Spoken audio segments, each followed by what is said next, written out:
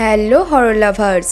তো আজ আমি তোমাদের জন্য আরোয়ার টুম্বাল নাইট থার্ড এবং লাস্ট পার্টটা নিয়ে চলে এসেছি। তোমরা যদি এই মুভিটির ফার্স্ট এবং সেকেন্ড পার্টটি এখনও না দেখে থাকো তাহলে আমার চ্যানেলে গিয়ে দেখে আসতে পারো। মুভিটা অনেক ইন্টারেস্টিং এবং ভয়ানক হতে চলেছে বন্ধুরা। আর প্রতি সপ্তাহে ভয় পেতে ভালোবাসলে আমার সাথে থেকো। আমি তোমাদের জন্য আরও ভালো ভালো হরর মুভি নিয়ে আসতে চলেছি, তাই চ্যানেলটিকে সাবস্ক্রাইব করে দিও। তো চলো বন্ধুরা, বেশি কথা না বাড়িয়ে গল্পের দিকে যাওয়া যাক।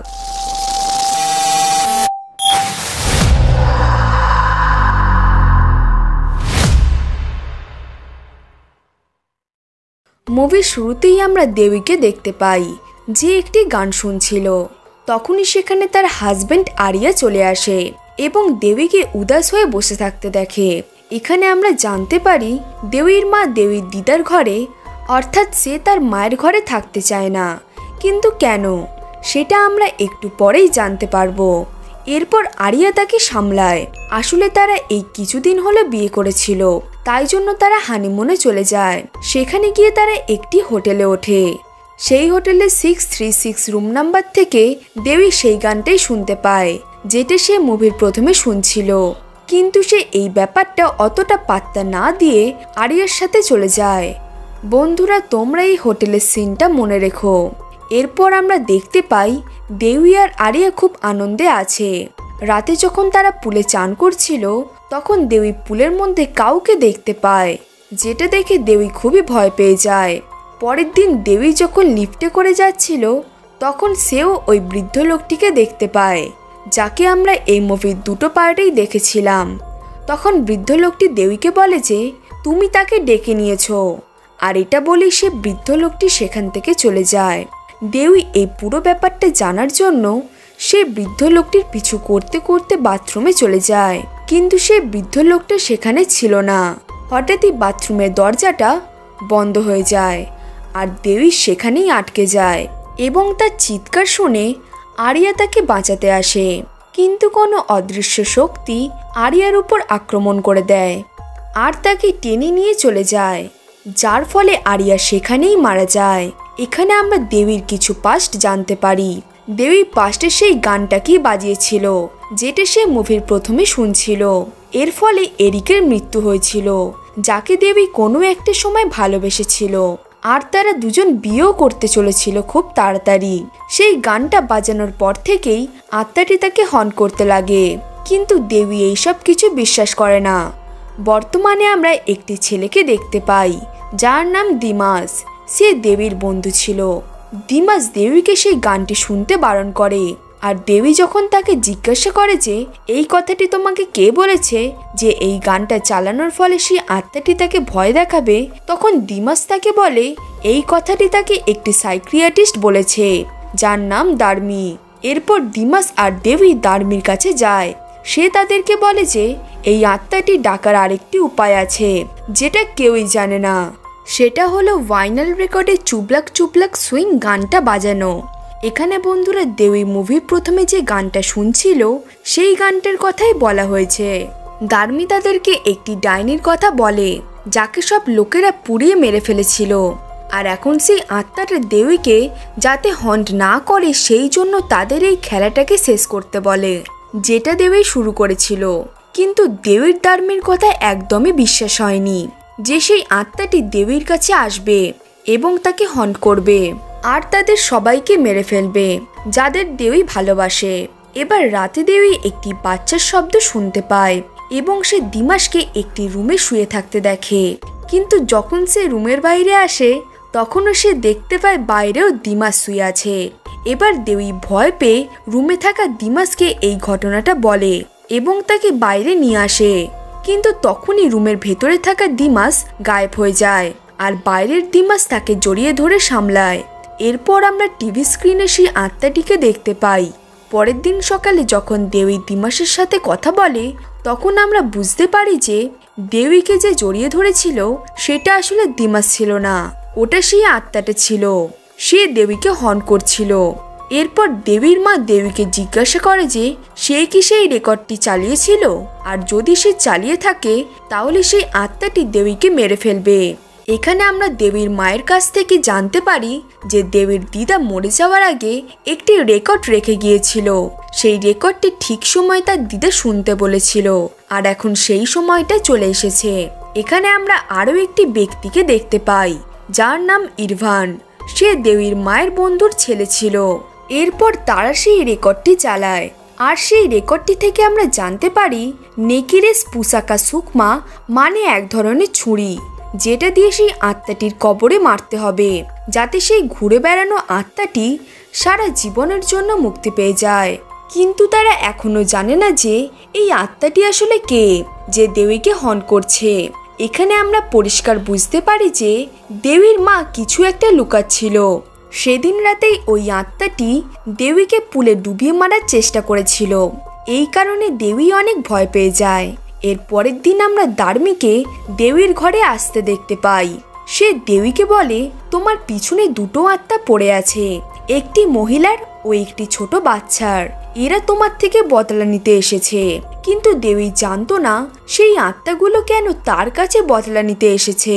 আর দেবী যখন তার ঘরে যায়, তখন সে ওই বৃদ্ধ লোকটিকে দেখতে পায়। সেই বৃদ্ধ লোকটি তাকে বলে যে ওরা দুজন তোমাকে মেরে ফেলবে, আর দেবীকে পুরো রেকর্ডটা শুনতে বলে। এটা বলেই সেই বৃদ্ধ লোকটি গায়েব হয়ে যায়। এরপর দেবী আর দিমাস সেই রেকর্ডটি শুনতেই যাবে, ঠিক সেই সময় দেবীর মা এসে তাদের থামিয়ে দেয়। এখানে দেবী মনে করে যে হয়তো ইরফান তার মাকে এই ব্যাপারটি বলেছে, যাতে তারা সেই রেকর্ডটি না শুনতে পারে। এর পরের সিনে আমরা দেখতে পাই ইরফান চলে যাওয়ার সময় দেবীর মাকে বলে যায় যে যাতে সে দেবীর খুবই ভালোভাবে খেয়াল রাখে এবং যেন তার পাশে থাকে। এরপরে দেবীর মা অ্যাটিকে গিয়ে সেই রেকর্ডটি লুকিয়ে দেয়, যাতে দেবী সেটা শুনতে না পারে। আর যখন সে সেখান থেকে ফিরছিল, তখন তাকে সেই আত্মাটি হন করে আর তাকে মেরেও ফেলে। তার চিৎকারের শব্দ শুনে দেবী আর দিমাস বাইরে আসে, আর দেবী তার মাকে মৃত অবস্থায় পড়ে থাকতে দেখতে পায়। এই জন্য সে পুরোপুরি ভেঙে পড়ে। আর তারা দুজনে দেবীর দিদার ছবির পিছনে একটি পুরনো ছবি পায়। সেই ছবিতে অনেকগুলো মহিলার গ্রুপ ফটো ছিল। আর সেই ছবিটি নিয়ে তারা দার্মির কাছে যায়, যেখানে আমরা জানতে পারি ফটোতে থাকা সব মহিলাগুলো কালো জাদু করত, কিন্তু তার মধ্যে একটি ব্যক্তিকে দার্মি চিনত না। এরপর দেবী আর দিমাস ইরফানের কাছে সেই রেকর্ডটি কোথায় আছে জানতে চায়, কারণ দেবী ইরফানকে তার মায়ের সাথে শেষবার দেখেছিল। কিন্তু ইরফান সেই রেকর্ডটির ব্যাপারে কিছুই জানতো না। সেই রাতেই দেবী দিমাসের সাথে দেখা করতে আসে আর তার কাছে যাবার চেষ্টা করে। এরপর তারা দুজন ডান্স করতে থাকে। আর এখানেই আসে একটি টুইস্ট, আসলে সে দেবী ছিল না, বরং সেই আত্মাটি ছিল। আর কিছুক্ষণ পরে দেবী দিমাসের লাশকে দেখতে পায়। পরের দিন দেবী ইরফানের কাছে গিয়ে জানতে চায় যে সে কি দিমাসকে মেরেছে, কিন্তু আমরা জানি ইরফান দিমাসকে মারেনি। এরপর ইরফান দেবীকে একটি গোপন কথা বলে। আর এখানে আসে একটি টুইস্ট, আমরা জানতে পারি দেবীর মা তার থেকে একটি কথা লুকিয়েছিল, যে দেবী হলে অভিশপ্ত, আর দেবী যাদেরকে ভালোবাসবে তারা সবাই মরে যাবে। দেবী এইসব সত্য জানার জন্য ইরফানের কাছে সাহায্য চায়, আর সে দেবীকে সাহায্য করার জন্য প্রস্তুত হয়ে যায়। এরপর তারা সেই সত্যিটা জানার জন্য ওই রেকর্ডটি খুঁজতে থাকে। তখনই দেবী সেই ছোট বাচ্চাটির আত্মাটিকে সোফায় বসে থাকতে দেখতে পায়, যার ফলে দেবী ভয় পেয়ে নিজেকে আলমারির ভেতরে বন্দি করে নেয়। আর সেখানেও সেই মহিলার আত্মাটি এসে তাকে ভয় দেখাতে শুরু করে। এরপরে সেই দুটো আত্মাই গায়েব হয়ে যায়। তারা সাহায্যের জন্য দার্মির ঘরে যায়। সেখানে গিয়ে তারা দার্মির লাশ পড়ে থাকতে দেখতে পায়। বন্ধুরা, আমরা বুঝতে পারি সেই দুটো আত্মা দার্মিকেও মেরে ফেলেছিল, কিন্তু কেন তাকে মেরে ফেললো সেটা আমরা শেষে জানবো। এরপর তারা সেই ঘরে খোঁজাখুঁজি করার পর একটি বক্স খুঁজে পায়, আর সেখানেও তারা সেই গ্রুপ ফটোটি পায়। এটা দেখে ইরফান অ্যাটিকের ব্যাপারে দেবীকে জিজ্ঞাসা করে, আর তারা দুজন অ্যাটিকে সেই রেকর্ডটি খুঁজতে যায় এবং তারা সেই রেকর্ডটি খুঁজেও পেয়ে যায়। এরপরে তারা সেই রেকর্ডটি চালায়।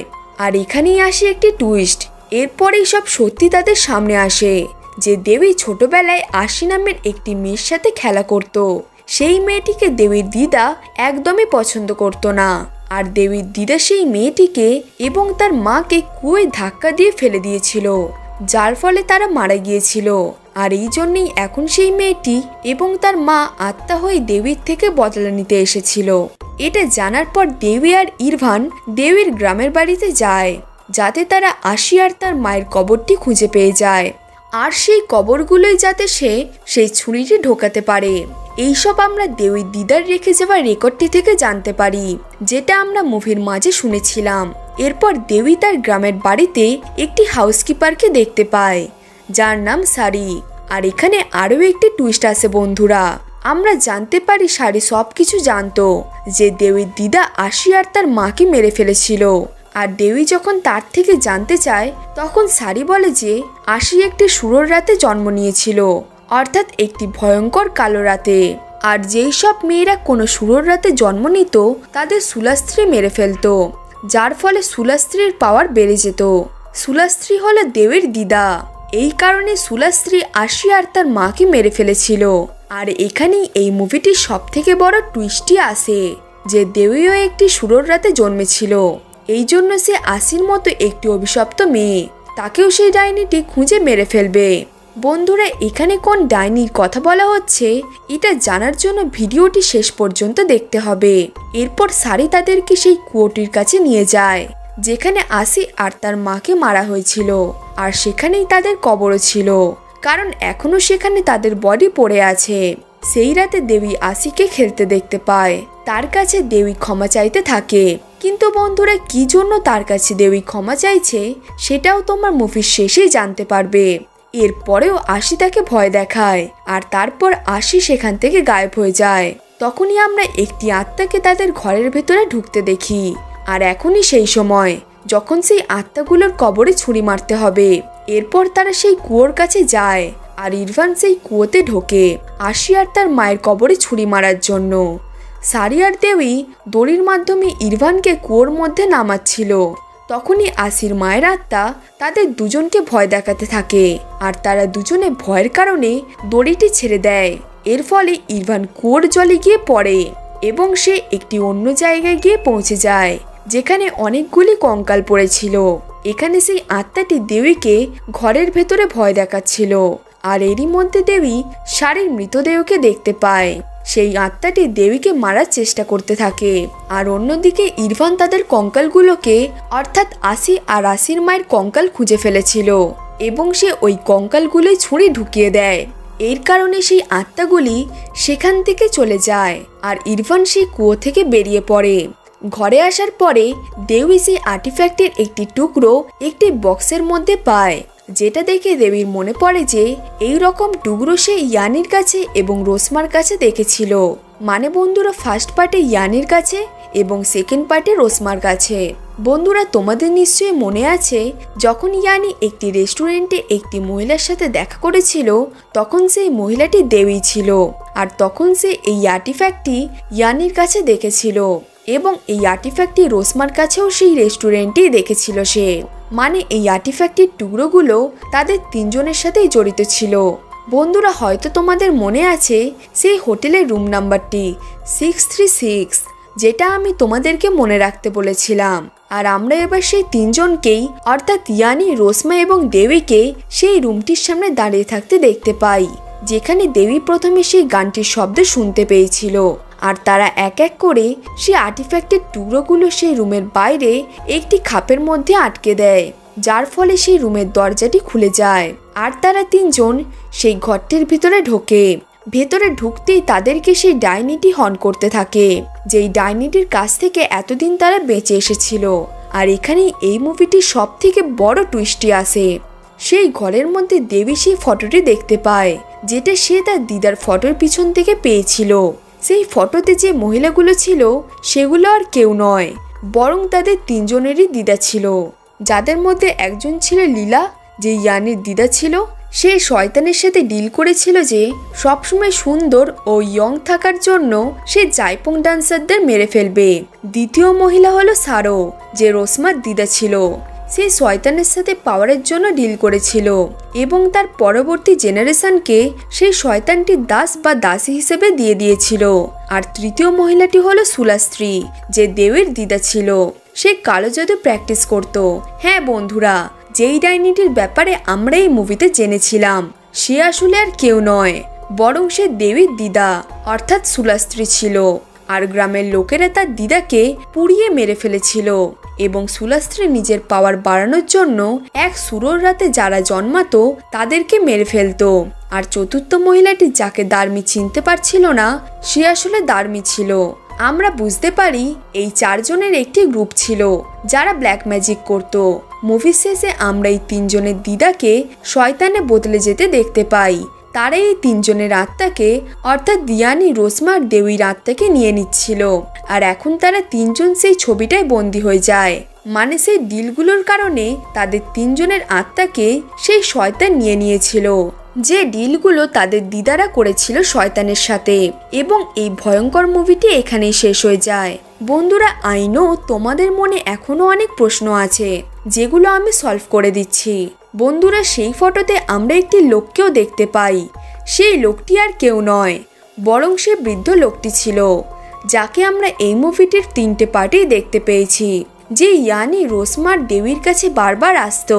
আর সে তাদেরকে তাদের দিদারা যে ডিলগুলো করেছিল সেই ব্যাপারে সব বলতো। বন্ধুরা, আসলে সে বৃদ্ধ লোকটি একটি আত্মা ছিল, এই জন্যই সে যখন তখন গায়েব হয়ে যেত। আর এই বৃদ্ধ লোকটাও তাদের সেই দিদাদের গ্রুপটিতেই ছিল। বন্ধুরা, দেবী তার মায়ের একটি ডায়েরি পেয়েছিল, আর তাতেও এটাই লেখা ছিল যে দেবী একজন অভিশপ্ত মেয়ে। আর এই কথাটি তার মা তাকে কোনোদিনই বলেনি। বন্ধুরা, তোমরা ভাবছো যে সুলাস্ত্রী আসিকে তো মারলো, কিন্তু সুলাস্ত্রী আসির মাকে কেন মারলো?